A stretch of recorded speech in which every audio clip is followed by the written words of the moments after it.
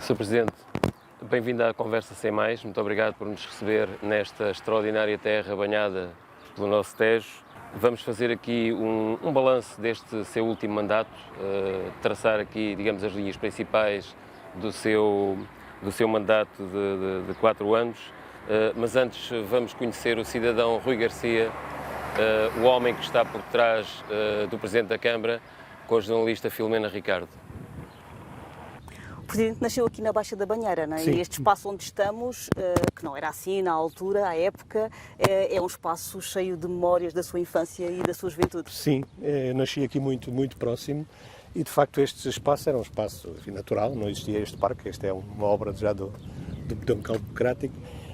E era uma zona de brincadeira, tinha aqui o acesso à praia da Ponta da Passadeira, que também é aqui já no concelho do Barreiro, mas aqui muito próximo, e era uma zona para onde vinham os miúdos na altura a brincar, a andar de bicicleta, enfim, era um espaço de liberdade. E só saiu da moita, né, porque aqui continua a viver, né, e a exercer a sua profissão, quando se formou, né, porque se formou em Ciências Sociais, não foi em erro? Sim, em Ciências Sociais, mas primeiro estudei Economia e depois mais tarde Ciências Sociais, e só saí aqui da Baixa da Banheira quando casei e fui residir para a Moita, de resto. Mas, enfim, sempre no Concelho da Moita. Mas, entretanto, passou pelo Barreiro também para dar aulas, né? Durante um período da sua vida deu aulas de matemática. Dei aulas de matemática, sempre nos concelhos aqui à volta. Dei aulas em 3 escolas, no Barreiro, no Montijo e no Pinhal Novo. Portanto, andei sempre aqui nas proximidades, mas nunca no Concelho da Moita. E foi uma época com boas experiências também? Foi uma época boa, claro. É um período em que tudo é agradável, estamos a iniciar uma carreira profissional, estamos a iniciar uma vida familiar, o nascimento da minha filha, portanto, são tudo boas memórias desse período. Foram boas memórias que ficaram registadas no seu álbum de memórias, passa a repetição. E enquanto hobby também o Presidente gosta imenso de ler, já me disse que gosta de ler, gosta de fotografar. Gosto muito de ler, gosto muito de viajar, embora viajar seja uma coisa difícil, porque continua a ser cara e o tempo não é muito, mas gosto de viajar, mesmo que seja umas pequenas viagens dentro do nosso país, conhecer sítios novos, uma pequena aldeia, uma zona do interior, uma paisagem bonita, e aproveito sempre para fotografar. O hobby caseiro é de facto sobretudo a leitura, sempre foi, desde muito jovem, que fui um leitor compulsivo e continuo a ser. Sr. Presidente, acumulando as funções de Presidente da AMRS, tem responsabilidades acrescidas no pensamento estratégico da região. Queria pedir-lhe o esforço para colocar a Moita nesse contexto. Muito bom dia, muito obrigado por este convite para participar nestas conversas e sejam muito bem-vindos à Moita, é um prazer sempre receber toda a gente aqui nesta nossa magnífica paisagem. A Moita no contexto regional eu vejo-a como um concelho que, sendo de pequena dimensão, está muito fortemente ligado para o bem e para o mal, com tudo o que acontece à nossa volta. Não temos dimensão, nem demográfica, nem territorial. Embora seja um concelho médio, concelho do distrito. Sim, do ponto de vista demográfico somos médio, mas portanto, não temos as características que outros concelhos têm, porque alojam grandes áreas industriais, grandes atividades económicas, ou têm um peso demográfico muito elevado. Nós somos, desse ponto de vista, um pequeno concelho e, portanto, muito condicionado por tudo o que acontece à nossa volta. E nessa perspectiva, o trabalho que se realiza do ponto de vista regional, quer através da Associação de Municípios da região de Setúbal, quer através da área metropolitana, é muito importante para a Moita e para as dinâmicas que aqui também se criam. Da nossa parte, enquanto autarquia da Moita, pretendemos criar as condições para tirar partido das dinâmicas que a região cria. E, portanto, se estamos numa fase de crescimento económico, então temos que criar aqui as condições para que algum desse crescimento venha para aqui, se aloje aqui. Do ponto de vista do que tem acontecido em termos das acessibilidades dos transportes, da mobilidade interna da região, são aspectos que nos dizem muito diretamente respeito e que nos condicionam muito. E, portanto, nós queremos ter essa presença de levar as nossas necessidades às autoridades regionais e nacionais, naturalmente também, e inserirmos em todas essas dinâmicas. Acho que esse é o nosso grande desafio, tem sido. Nos transportes, nomeadamente, tem havido uma pequena revolução, diria eu, com o passe navegante, um trabalho da AML, que a AMRS e os concelhos da nossa península também forjaram e têm investido fortemente. É uma transformação muito grande que está ainda numa fase inicial, não está concluída. Durante muitos anos nós aqui defendemos e propusemos que fosse reformulado o modelo do passe social existente. Era algo fundamental. O passe das coroas L não chegava ao território da Moita, incompreensivelmente. Durante anos isso foi levado ao conhecimento do Governo, aos debates na própria Assembleia da República, e nunca houve alterações. Nos últimos 30 anos não houve alterações. Finalmente criaram-se essas condições, com a transferência de responsabilidades para os municípios e para a área metropolitana, criaram-se condições para esta verdadeira revolução que aconteceu. No caso da Moita, qual é o investimento anual, digamos assim? Nós aqui estamos neste momento com um investimento na ordem dos 800 mil euros por ano, mas isto significa para a nossa comunidade, para os nossos utentes de transportes públicos, poupanças que podem ultrapassar os 100 euros. Nós tínhamos aqui títulos de transportes diretos para Lisboa, que o combinado entre o transporte rodoviário direto para Lisboa e depois o transporte dentro da cidade ultrapassava largamente os 150 euros. Portanto, e hoje pagam-se 40. Claro. Temos a ideia que cerca de 200 mil habitantes da Península de Setúbal atravessam diariamente a Ponte sobre o Tejo e a Vasta Gama, porque trabalham do lado de lá, da margem norte. O Presidente tem ideia do qual é esse rácio em relação à Moita? Não temos um número exato atualizado. Agora, os números mais recentes que temos apontam-se para a ordem dos 20 mil pessoas a deslocarem-se diariamente do Conselho. Para um Conselho com 66 mil... 66 por aí, portanto é muito significativo. Não quer dizer que seja tudo para Lisboa. Esta deslocação para o exterior do Conselho também ocorre para concelhos limítrofes, designadamente o próprio Barreiro, que agora já não tanto, mas durante muitos anos com a Quimigal, portanto muitos residentes aqui trabalhavam lá. Mas o rácio não difere muito do rácio geral da Península, cerca de 1/3 ou mais, até um pouco de 1/3 da nossa população ativa trabalha fora do Conselho. Presumo que o Sr. Presidente gostaria muito de fixar mais população, portanto isso pressupõe emprego. O Presidente há pouco frisou e bem que a Moita não é propriamente um concelho que disponha de empresas ou de uma atividade económica muito forte. Como é que situava o perfil empresarial e económico do concelho neste momento? Nós, curiosamente, temos vindo a aumentar o número de empresas alojadas no concelho ao longo dos últimos... Uma tendência que se mantém com quebras, portanto o período da Troika foi um período de destruição de empresas e não de criação. Mas na área dos serviços, por exemplo? Na área dos serviços, sim, tem havido um crescimento.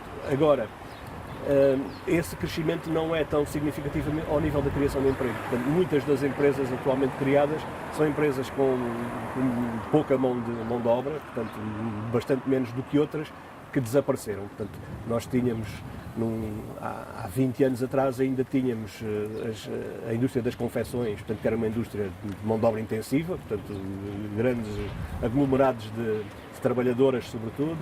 Tivemos depois algumas empresas metalúrgicas também muito importantes, a AMAL e a Metalúrgica de Alhos Velhos, designadamente, e essas também infelizmente já desapareceram. Portanto, hoje temos um tecido económico mais fragmentado, portanto, pequenas unidades, mas mais pequenas unidades. Aquilo que temos procurado é, de facto, criar condições para que haja investimentos que estão a surgir, e há um crescimento económico nos últimos anos. Apesar da pandemia, claro, não teve para já um efeito tão perceptível nos investimentos que estavam previstos. Agora é muito na área dos serviços, menos na área da indústria, e isso também é um fator que nos deve, no contexto até da própria região, preocupar. Nós não podemos abandonar a indústria claro, é muito importante na nossa região, continua a ser, e portanto o crescimento de serviços sim, mas o crescimento da indústria também. O Presidente e a Câmara Municipal têm feito algum esforço, nomeadamente no Parque Industrial? Os parques industriais são um dos existentes aqui que é de iniciativa municipal. Os outros são de iniciativa particular, porque são espaços de loteamentos industriais desenvolvidos por particulares. O que nós procuramos é criar as condições, no nosso, e que isso também aconteça nos outros, das infraestruturas básicas, mantê-las em boas condições para que as indústrias aqui se mantenham. E do ponto de vista dos parques industriais, eles estão quase completos, todos eles. O que é que nós não conseguimos que acontecesse até agora? A reutilização das antigas zonas industriais, portanto, das tais empresas das confecções e da cortiça, até já mais antigas ainda, que ficaram, são áreas grandes e que na maior parte não foram até hoje ainda reutilizadas, e isso é um desafio que tentamos que aconteça, mas não depende naturalmente só da vontade da Câmara, depende do contexto até do imobiliário e da situação da economia do país.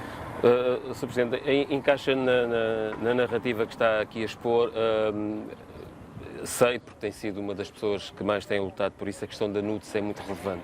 Acompanha a ideia de que a nossa região está a perder 2 mil milhões de euros a cada fundo comunitário e de que forma, já agora, para concretizar a questão, é que nós conseguimos, ou iremos conseguir, a NUTS 3 em primeiro lugar e depois uma NUTS 2, que é aquela que permite a angariação de mais fundos? Esse é um problema que afeta claramente a região. Designadamente a Associação Empresarial de Setúbal tem avançado esse número de 2 mil milhões. Enfim, é um número, é um indicador, não é o mais importante exatamente qual o valor. Agora, há claramente uma perda de investimento e, sobretudo, uma perda de competitividade face a outras regiões. É injusto. Que é claramente injusto. O que se passa é isto, procurando ser muito sintético. A classificação das regiões do ponto de vista europeu, para acederem a fundos escalonadamente, tem a ver com o PIB per capita de cada uma das regiões. E é a partir dessa comparação do PIB da região com a média europeia que as regiões são consideradas mais desfavorecidas e a precisar de mais apoios, ou são consideradas zonas já ricas, passe a expressão, e que precisam de menos apoios.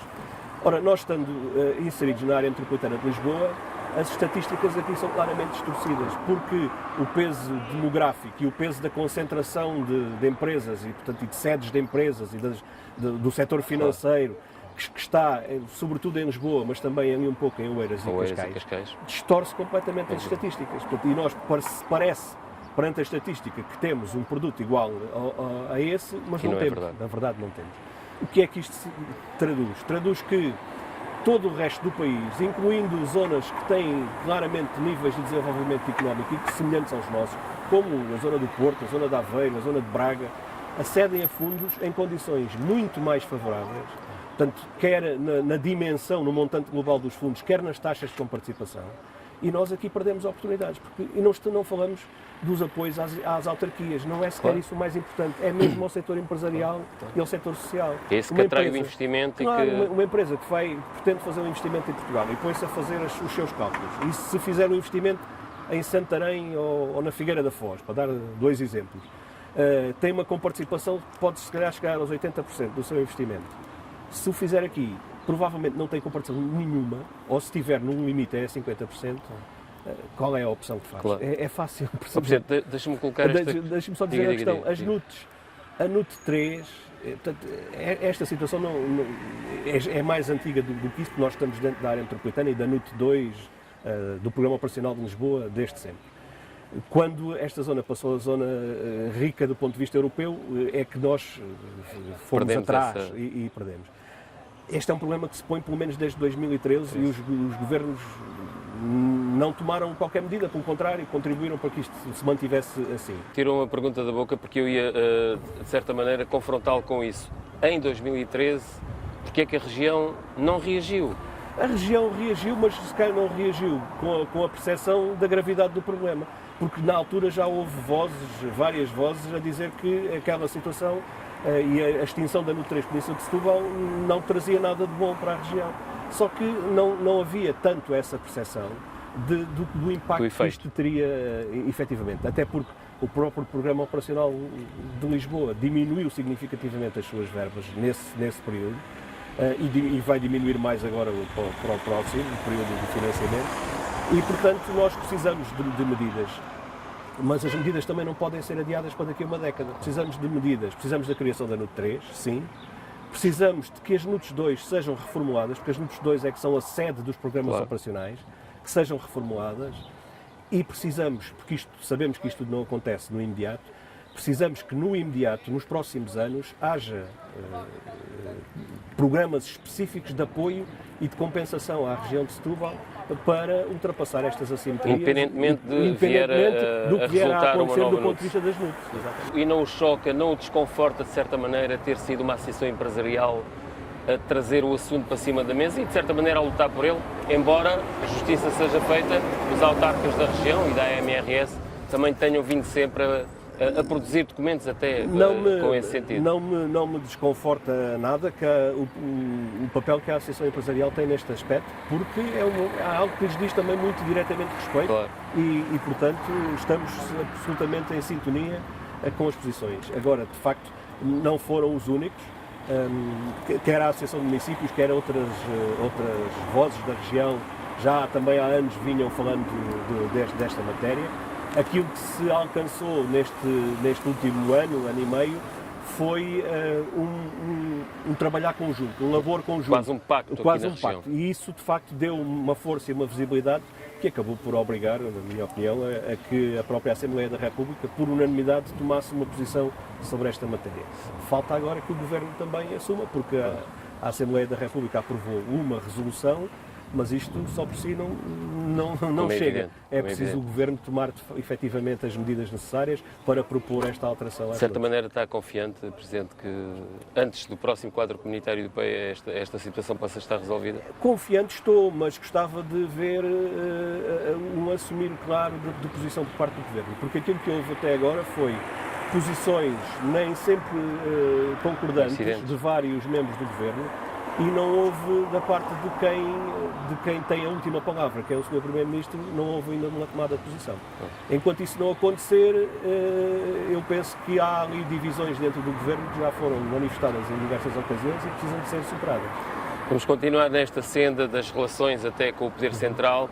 A questão do aeroporto, o Presidente Rui Garcia, enquanto Presidente da AMRS, tem sido, digamos, a voz, e até porque o Conselho da Moita é um dos que pode eventualmente ser mais prejudicados, alegadamente, pelas questões ambientais, caso o aeroporto se localize no Montijo.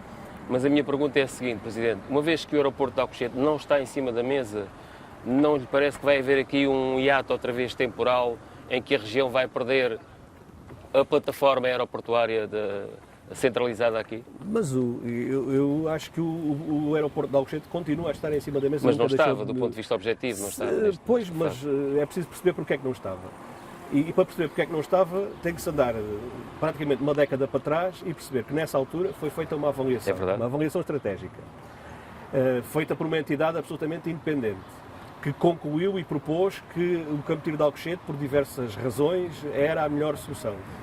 O Governo da altura decidiu, optou por essa construção. Portanto, não foi algo que ficasse no estudo, é um facto. Portanto, a questão é, o que é que aconteceu, entretanto, para levar os governos seguintes a não seguir essa opção?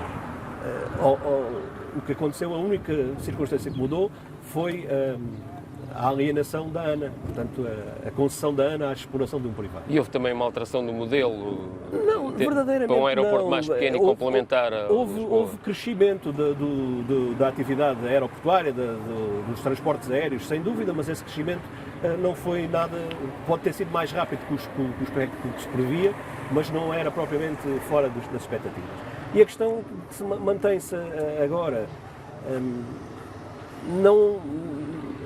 a decisão de construir um aeroporto complementar no Montijo não foi sustentada em nenhuma avaliação válida, tem impactos muito significativos, dos quais o Conselho da Moita, do ponto de vista da população, é o mais afetado, porque é curioso que se chame-se aeroporto do Montijo, mas as aeronaves não sobrevoam o Montijo, a não ser na extensão da pista, sobrevoam sim o Conselho da Moita e uma zona povoada por mais de 30 mil pessoas.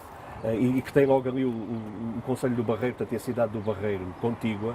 Portanto, são aqui que se situam os impactos mais importantes. Eu tenho repetido esta ideia e acho que não posso deixar de continuar a repeti-la. Nós estamos no século XXI. Há 100 anos admitia-se como natural os impactos negativos, a poluição de diversa origem que a indústria, que as atividades traziam, porque se pensava que era inevitável. Felizmente hoje já se sabe que não é inevitável. Hoje qualquer infraestrutura ou qualquer atividade industrial de grande impacto é avaliada do ponto de vista de minimizar esses impactos. Então faça-se isso aqui, não pode deixar de se fazer isso aqui e não simplesmente dizer-se que é para ali porque o transporte aéreo é muito importante, seguramente é, porque cria empregos, seguramente cria, mas se for construído 15 km mais a norte, serve à mesma os interesses do transporte aéreo, serve à mesma a criação de emprego, não tem os mesmos impactos negativos. A situação neste momento está estagnada, as câmaras da Península de Setúbal, nomeadamente as mais afetadas, tiveram aquela prerrogativa de quase um poder de veto, digamos assim, mas há indicações, pelo menos é o que se diz na comunicação social, que o Governo pode retirar essa premissa às câmaras municipais. Não receio que isso venha a acontecer e que o aeroporto de Montijo avance? Qual é a sua perspectiva? O Governo anunciou duas linhas de atuação. Por um lado, essa de alterar a lei e retirar essa capacidade de parecer vinculativa aos municípios, o que eu acho profundamente errado. Errado porque é o tal, na linguagem popular, alterar as regras a meio do jogo e à proporção das necessidades, nunca é um bom caminho do ponto de vista da produção legislativa. E errado também porque o que é importante em infraestruturas desta dimensão é que se construam soluções com o poder local. Se envolva o poder local, se construam soluções, se respondam aos problemas e não que simplesmente se remetam para meros espectadores que não podem e não têm uma palavra a dizer sobre a matéria. Mas o Governo anunciou outra linha, que é a linha de, finalmente, ao fim destes 4 anos de decisões tomadas sem achar que era necessário uma avaliação estratégica, dizer que agora vai fazer a avaliação estratégica. Só que condicionou logo à partida, com soluções, aliás, pouco razoáveis, que é a questão de estudar a instalação do aeroporto principal na base aérea, que me parece uma coisa bastante difícil de alcançar. O que significa que o Alcochete não vem outra vez para cima da mesa? O que dá a entender ao fim e ao cabo é que o Governo quis condicionar essa avaliação estratégica, criando logo à partida as condições para excluir Alcochete. Portanto, e isso não é sério. Uma avaliação estratégica tem que avaliar todas as possibilidades reais, as possibilidades concretas. E Alcochete, claramente, e a minha convicção que acompanha isto ao dia-a-dia é que vamos ficar mais um ciclo infernal de tempo sem esta infraestrutura na região de Setúbal. Eu já havia anunciado que o Governo tem uma verba quase astronómica para fazer esta avaliação ambiental estratégica. E o que eu digo é isto: bom, se quisessem, o aeroporto já podia ter a primeira fase construída, já podia estar um aeroporto complementar a funcionar em Alcochete. E se quiserem, é só decidirem e avançar para a construção, porque está tudo pronto, foi tudo feito na altura, os projetos de construção em Alcochete estão prontos, até a própria declaração de impacto ambiental estava emitida, portanto, tudo estava em condições de avançar rapidamente para a construção do campo de Alcochete. Os atrasos são de uma única responsabilidade, do Governo português.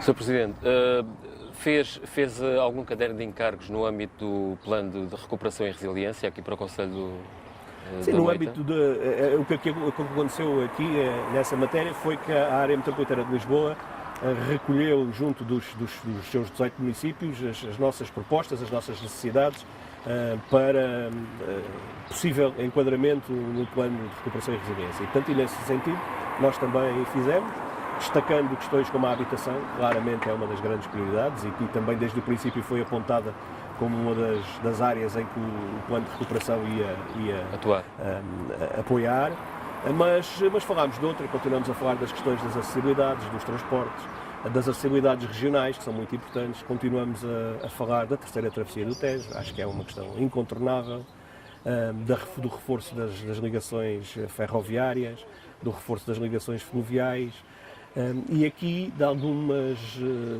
soluções do ponto de vista das acessibilidades que nós ainda temos aqui algumas limitações A travessia no com o nosso Barreiro, por concelho. exemplo. Como? A travessia entre Moita e Barreiro. Sim, esse é um deles. Portanto, a questão do prolongamento, o que está apontado no Plano Rodoviário Nacional desde há muitos anos, é a construção da ligação Seixal-Barreiro e depois o seu prolongamento para o Concelho da Moita. E isso é uma das questões que claramente pensamos que devia ter solução. Outra muito importante é o metro sul do Tejo. É urgente para que se altere definitivamente o paradigma do transporte individual como preferencial na nossa região. É importante que o metro sul do Tejo cresça, continue a crescer, venha, como estava previsto, até ao Concelho do Barreiro, ao Concelho da Moita, e que se prepare já a extensão também para o Montijo e Alcochete. E parece que há interesse do operador. Eu penso que sim. As últimas notícias indiciam sabemos isso. Que são investimentos avultados, sabemos que isto não se faz de uma vez, tem que ser faseado. Agora, o que não devia acontecer era este interregno que aconteceu. Portanto, chegou ali a Correios e parou. E isso é que não é a solução. Portanto, e o PRR é uma oportunidade, efetivamente, para financiar estas operações. Só que aquilo que está previsto deixa no essencial de fora todas estas preocupações. Há pouco falou na questão da habitação. O Presidente considera que há muito a fazer ainda aí no Concelho? Há muito, seguramente há muito. Nós estamos neste momento a ultimar a nossa estratégia local de habitação e, portanto, temos um diagnóstico já feito e há grandes necessidades. Sabemos que há. Sabemos que as respostas, o IRU, apesar de ter aqui no Concelho um número de fogos significativo, mas não tem tido respostas, nem tem tido dinâmica nas respostas. Nós também temos nós, município, temos também um número de fogos significativo, mas que é também insuficiente. E para além disto, que é a vertente mais social, portanto para as classes mesmo mais desfavorecidas, nós temos também um outro problema que precisamos de ter uma intervenção pública, local e nacional, que é no promover o mercado do arrendamento e contribuir para isso para reduzir o custo da habitação, que hoje em dia o custo da aquisição é incomportável para o rendimento médio. Portanto, esse programa que a Câmara diz ter preparado, se o Presidente ainda agora afirmou, tem muito a ver com rendas a custos controlados, para a fixação de casais jovens, é um bocadinho essa a ideia? Vai ter que abordar as duas matérias. Né? Como digo, ele está em elaboração, portanto é prematuro apontar já em definitivo as suas conclusões. Agora, são as duas áreas que nos preocupam e que vamos procurar ter algumas respostas. São a parte mais eminentemente social, e também alguma intervenção de regulação e de introduzir alguns mecanismos de correção no mercado do arrendamento que permita estabilizar este aumento contínuo do custo da aquisição. Presidente, estamos aqui numa zona polis, estamos aqui ao pé do Varinho da Boa Viagem, que é um dos ex-libris da Vila da Moita. Como é que se ganha identidade? É através destas iniciativas de recuperação de património, desta imaterialidade que o Concelho ainda tem na sua gênese? Sim, essa foi a nossa aposta, porque há o Concelho da Moita, aquilo que une todas as suas freguesias, toda a sua extensão, é de facto a ligação ao rio. É aquilo mais característico e mais identitário. E nestas povoações, nestas vilas mais antigas, como são a Moita, a Algesvedes ou as nossas duas pequenas freguesias de Gaia, Rosário e Sarilhos, para além dessa proximidade, há toda uma história de crescimento ligado ao transporte fluvial, portanto, e às atividades fluviais que marcaram, foram elas que induziram o crescimento destas vilas e que continuam hoje a ser muito presentes. Este movimento que se iniciou nos anos 80, portanto, praticamente há 40 anos, de recuperação dos barcos que tinham ficado abandonados, os barcos tradicionais, tinham ficado abandonados quando perderam a sua função económica com a construção da ligação rodoviária a Lisboa. Esse foi um movimento que foi ganhando crescimento, foi-se efetivamente assumindo como verdadeiramente identitário no nosso concelho. E aquilo que nós pretendemos fazer com este projeto de Moita Património do Tejo é agregar em torno disso, em torno deste património, que é imaterial, mas que é também um pouco material, porque tem os barcos, tem a construção naval, que só permanece, é o último estaleiro de construção tradicional no estuário do Tejo está aqui no Concelho da Moita, está ali a Sarilhos, mas pensamos que é também importante do ponto de vista até económico, porque isto é uma atividade que tem todas as condições para crescer, para atrair visitação, para que em torno dela depois se associam outras atividades, a restauração, o alojamento, e portanto que se cria aqui uma verdadeira fileira turística que é importante para o e dar desenvolvimento usufruto à população claro. aqui desta zona ribeirinha. Portanto, malgrado a questão da pandemia, tem números de turismo, o turismo tinha vindo a crescer até 2019, grosso modo. Nós aqui continuamos a ter um problema do ponto de vista turístico, que é a falta de oferta de alojamento. Tinham surgido nos últimos anos alguma oferta de alojamento local, mas bastante incipiente ainda, e não temos nenhuma unidade hoteleira, e isso é algo que condiciona. Do resto, da outra parte, já pode não se designar propriamente de turismo, mas de visitação, portanto de lazer, quer através da própria oferta que a embarcação municipal faz, quer de outras ofertas de outros proprietários aqui têm. E no crescimento do ponto de vista das ofertas da restauração, das visitas ao património, da nossa praia fluvial, do Rosário, portanto, vinham a registrar efetivamente o crescimento, um maior dinamismo. A pandemia veio atrasar um pouco, criar dificuldades, claro. Mas pensamos que, apesar disso, com o aproximar do fim da pandemia, a recuperação nesta matéria poderá ser mais rápida. Pode vir a avançar.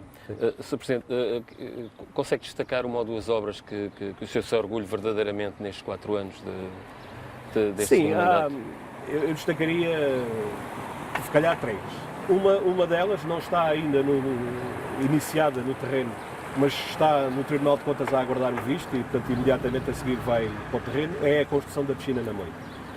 E esta tem a importância de ser algo que era ambicionado há muitos anos, que o município se tinha comprometido há muitos anos a realizar e que, infelizmente, as circunstâncias não o tinham permitido, porque quando nós estávamos em condições de avançar foi quando entramos num período de desequilíbrio financeiro, tivemos que recorrer ao plano de saneamento financeiro, tivemos que o amortizar e só quando conseguimos isso, e conseguimos no ano passado, é que estavam criadas as condições então para cumprir esse compromisso. Portanto, deste ponto de vista, pela importância que tem para a Moita, mas também pela importância simbólica que tem de ser um compromisso que estava atrasado e que nós sempre reconhecemos que estava atrasado, merece destaque. O outro destaque vai ali para a zona de Alhos Vedros e para a intervenção que está a ser feita, quer no Largo do Descarregador, quer sobretudo no edifício contíguo ao moinho, que é o antigo palacete, que tinha vindo aqui há coisa de pouco mais de uma década à posse da Câmara e que estava já num estado de degradação significativo. E é importante porque é um património que se recupera, mas sobretudo porque está nesta altura em obras, mas porque vai alojar o Museu Municipal.